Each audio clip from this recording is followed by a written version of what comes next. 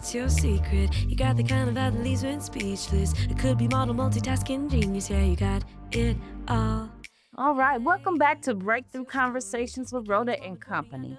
Normally, I'm joined by amazing guests, but today is just us. And in some ways, that makes it even, more powerful.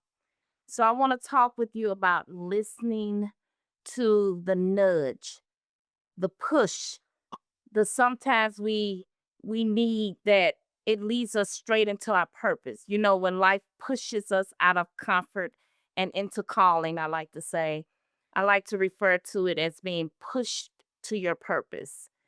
You might be wondering, why am I choosing to talk about this today? Well, I'm in a season of pause. I'm in a season of where I've been pushed to purpose, and I recently wrote about it and posted an article on LinkedIn. And it's just been weighing heavily on my heart. Many of us, we stay in places too long, we stay in jobs too long, roles, relationships, even situationships, and even mindsets. We stay too long. And as a result, we can miss our calling. So I want to talk about a time where I felt toward something new. So leaving a role where I was no longer valued and it felt like I had wore out my welcome at the organization. Ending a relationship, whether it was a friendship, is just that season had ended and that it no longer served me, nor did it bring me peace. Writing my book, Daughter of an Assassin, it wasn't really planned. I was kind of like pushed into that. It just stayed in my heart, in my spirit, and it was something I had to do, and I knew it because it was actually pulling me. I was being pushed and pulled at the same time. So there is a cost or risk or something that happens when we ignore that push. What happens? Stress, burnout, anxiety, loss of joy. The longer I resisted, the harder life had to push. And all these symptoms indicate that we are out of alignment with our purpose. So let me share what I had to learn the hard way. And hopefully, if you're listening, you take this to heart and you can learn from it and you don't have to learn the hard way. Number one, comfort zones can become prisons. I'll repeat that. Comfort zones can become prisons. Growth often requires release. It often requires we release something. It could be a person, place, thing, but growth often requires that we give something up. And then the other is conforming to the world system comes with a huge price tag.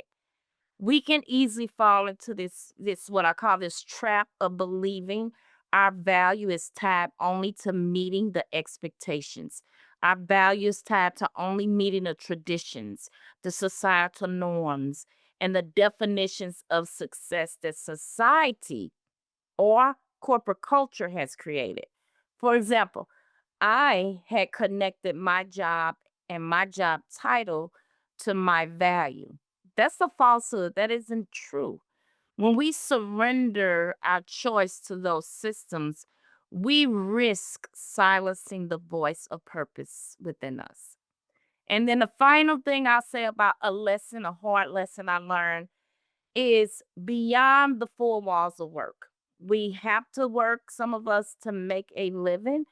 Our employers may need our skills, but our true impact reaches far beyond any organization's boundaries.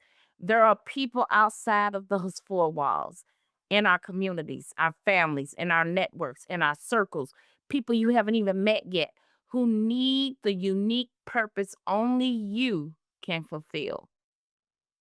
So why do we struggle? Why do we struggle? And I've been having lots of conversations with myself. Why do we struggle to listen to our inner voice? One is we have fear of failure. We assign these things and we're afraid of what people are going to say or think. We have the fear of disappointing others and the fear of the unknown. And In all of that, we don't recognize that we are really failing ourselves when we don't take heed to that inner voice. So, some of those fears, it can keep us stuck. And I must admit, I've been stuck and I'm coming out of it and I claim that I've been delivered from it. But when you are, you can lose um, your sense of stability. And then you're worried about judgment for others, which I mentioned. And then not believing that you're worthy of more. We limit ourselves. We believe that, oh, this is as good as it's going to get for me. Oh, I've arrived. No, there's more for you. There's more for you. So how can you discern between fear and intuition? Fear says, don't move, it's unsafe.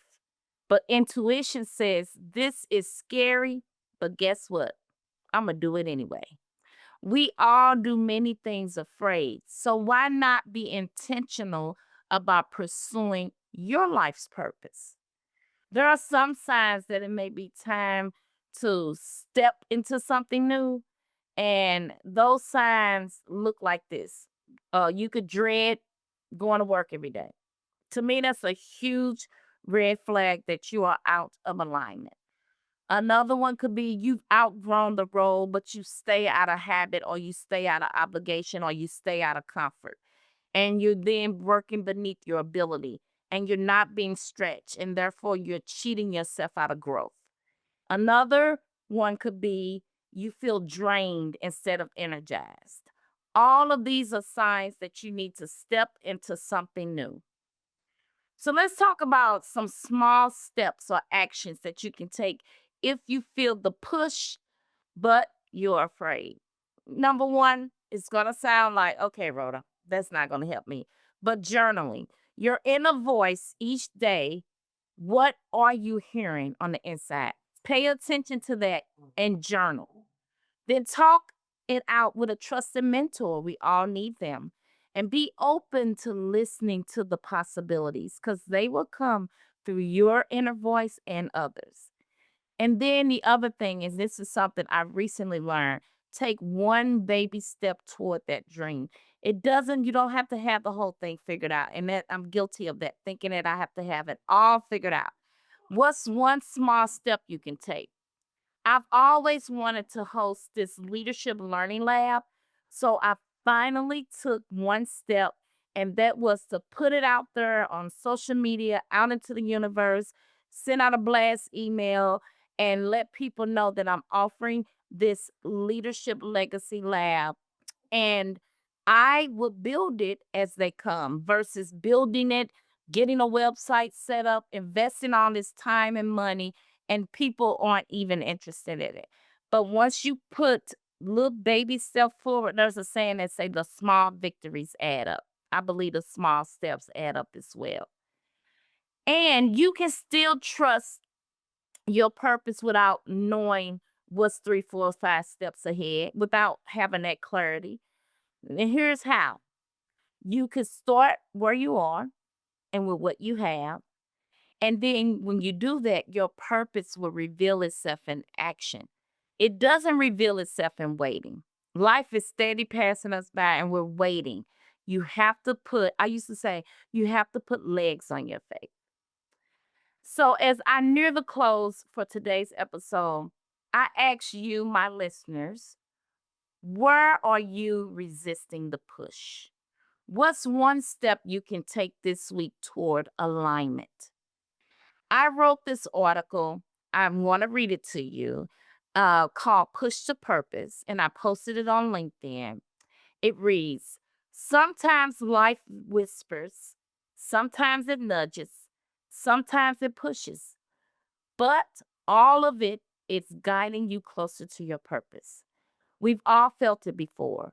That quiet voice inside, that inner coach, that intuition, that gut instinct telling us it's time to move on. Maybe it's from a role, maybe it's from an organization, maybe even a relationship, or even a way of living that no longer serves us. But too often we ignore it. We overstay. We convince ourselves it will get better, that things would change, or that we just need to push a little harder. And before we know it, we find ourselves in uncomfortable or even painful situations, wishing we had trusted that inner voice when it first spoke. Listening to your inner coach. The truth is that your intuition is a guide. It doesn't speak for convenience, it speaks for alignment. When you honor it, you step into the work, the calling, the purpose that was designed for you. When you dismiss it, you delay your growth. Here's what I've learned: if you are here, living and breathing, you have a purpose. Think about the odds, billions of people, yet here you are. Here I am.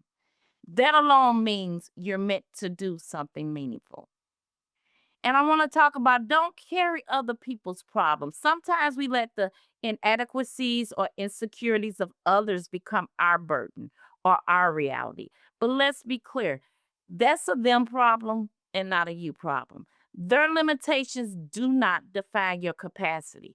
Their fears do not set your boundaries. You get to choose whether to internalize their doubts or rise above them. The other thing is that encouragement matters. Yes, purpose is personal, but it's also communal. We have a responsibility to help those around us see their own potential. Purpose multiplies when it's shared. I invite you to pause and reflect. Ask yourself these questions. What is your inner coach telling you right now? Are you listening? Have you overstayed in a place, a role, or a situation that no longer aligns with your purpose? Who in your life encourages you to step fully into your calling? And who might you encourage today? If you believed, I mean, truly believed, that you were born with purpose, how would that change the way you live, lead, and serve? Sometimes we are pushed, sometimes we are pulled, sometimes we walk away on our own terms, but in all cases, we are being guided towards something greater. So if you feel this whisper, this nudge, or this push, trust it, because purpose isn't waiting. It isn't waiting out there. It's already within you, ready to be lived. You were pushed here to serve. Now it's time to walk boldly in your purpose. I wrote this not just as encouragement for others, but as a reminder of my own path. Life has a way of nudging us, sometimes gently, sometimes firmly, to pause, reflect, and move into what's next. For me, that meant reframing my thinking and stepping more boldly into the purpose I've always carried. That shift wasn't easy, but it was necessary because it reminded me that my calling is way bigger than any one little title or role. And now I'm committed more than ever to walking boldly in that purpose and helping others do the same. I'll leave you with these words: purpose doesn't wait for perfect timing, it waits for your yes. When you say yes, the path shows up. Don't be afraid of the push. Be grateful for it. It's proof that you're meant for more. That thing or that situation, it did not happen to you, it happened for you. Thank you for listening. And if this episode inspired you, recommend it or share it with a friend. Thank you. Until next time. Hey, what's your secret? You got the kind of vibe that leaves me speechless. It could be model multitasking genius. Yeah, you got it all. Hey, what's your story? A kick-ass mom and 40 under 40. A soccer practice in your high heel glory. Yeah, you do it all.